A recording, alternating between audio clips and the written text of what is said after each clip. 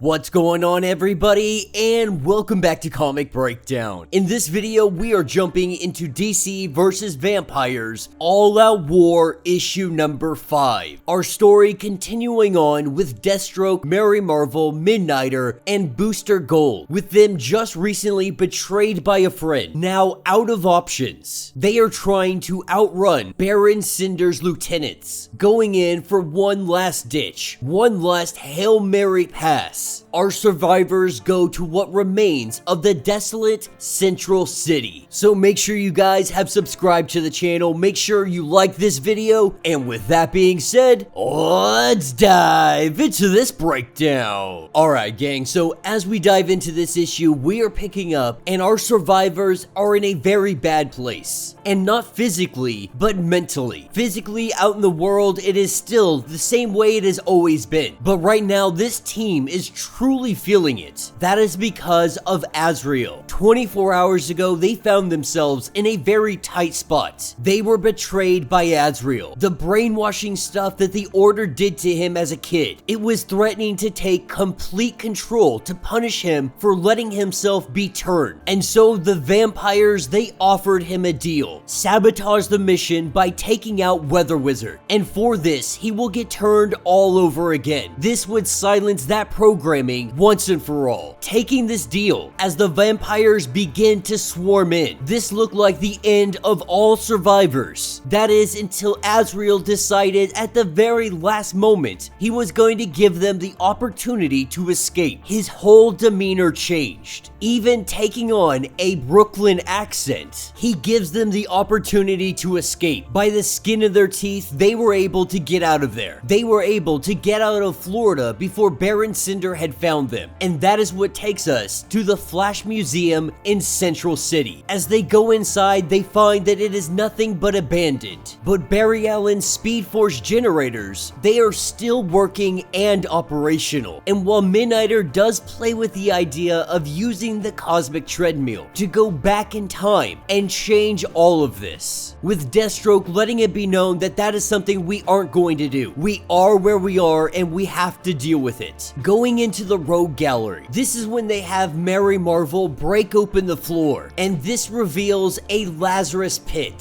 sewing Weather Wizard's neck back onto his body. They're a little bit concerned on what this is going to do, because Weather Wizard was a vampire. He died a vampire. They don't know what this is going to do or how this is going to work, thinking that maybe, just maybe, he will come back as human, dropping him down into the pit. It takes a few moments, but we see him rise up, head barely attached, and he did not turn back into a human, immediately going after Deathstroke and biting him on the neck. As Mary Marvel and Midnighter do what they can to try and pull him off, we see Mary Marvel grab hold of the vampire head and snap it clean off. This is when Mary Marvel has an idea. Using Azrael's sword, we see it activated, going to use it to cauterize the neck of Deathstroke. He has to wonder how she got it to work, letting him know that it is an angel sword. She simply had to have faith, and while she is not the religious type, she does have faith in Deathstroke. With our survivors recognizing that it is snowing. It is snowing very fresh snow, and it is also very clean snow, which means there is no way that this came from the sky, as they think about what they are going to do next, because Weather Wizard and the Lazarus Pit, that was their last shot. This is when we have the arrival of Captain Marvel, aka Shazam, aka Billy, has shown up on scene, tracking them down from all the way in Florida. Mary Marvel lets them know that they need to get out of here, that this is a family matter, and she is going to take care of it. Deathstroke unwilling to leave her behind. He knows what this fight means. He knows the odds of Mary Marvel making it out alive, but even if he wanted to help, he is currently wounded from the vampire bites. He needs time to heal. This is where we see the two titans clash together, with Captain Marvel dealing the first blow. With the battle of the gods underway, Deathstroke, Booster Gold, and Midnighter make their escape, and they are following the cold, knowing that it's not natural, trying to figure out where this is coming from. They go to investigate, hoping that maybe this will give them some answers, maybe just a way out of here. Meanwhile, Mary Marvel is laying down the hate. These two are going blow for blow, but even though Mary is able to hold her own temporarily, eventually Billy gets the upper hand. With her bleeding on the ground, Captain Marvel lets her know that there is no way she can win. Everything that she is, it all flows from him. Also letting her know that it doesn't have to be this way. The vampirism already has her weaker half. All she has to do is finish the journey, warning her that whatever she is about to try, not to do it, that he is stronger and he will win. This is where we see Marvel go in, grab hold of him, apologizing to Billy, and then yelling, Shazam! We see the thunderbolt come down, the thundering boom, both of them being shot back in opposite directions. And that is where we see Billy in the darkness, calling out to anybody that might listen, hearing the voice of Mary, telling Billy that she knows that he is confused. But the two of them, they will get through this together. As Billy and Mary hug one another, we see the fangs come out of Mary, and she goes to bite him on the neck. Picking back up with Deathstroke, Midnighter, and Booster Gold, what they have found is Captain Cold. Them not fully understanding what they are looking at is as if Captain Cold had put himself into this stasis, freezing himself in this very spot. Maybe his hopes was to outlive whatever all of this is. The vampires not even worrying about him, not messing with him in the slightest bit. That's when they turn around to find Mary, saying that she has done something bad and that she needs them to do something. She needs them to kill her. And that will be the end of this issue. So let me know what you guys think down in the comments. I think I am finally starting to understand how the vampirism works, at least for the Shazams, because Billy had been turned when he was Captain Marvel. Mary had been turned when she was nothing more than Mary. So for Mary to stop the vampirism from fully taking over, she yelled Shazam, became Mary Marvel, and this kept it at bay. But Billy was turned as Captain Marvel. He was already fully powered up, so when he got turned into a vampire, Billy is still technically human. So when she yelled Shazam, that is when everything flipped. Billy became a human, and Mary's vampirism, it fully took effect. In doing so, she kills Billy, taking him off of the board completely, and now she wants Deathstroke and the others to kill her. And I'm not gonna say it's the most sound logic in the world, but that is what it seems to be the way that this works, at least for the Shazam family. And even then, I'm not necessarily a fan of that idea, but at least it makes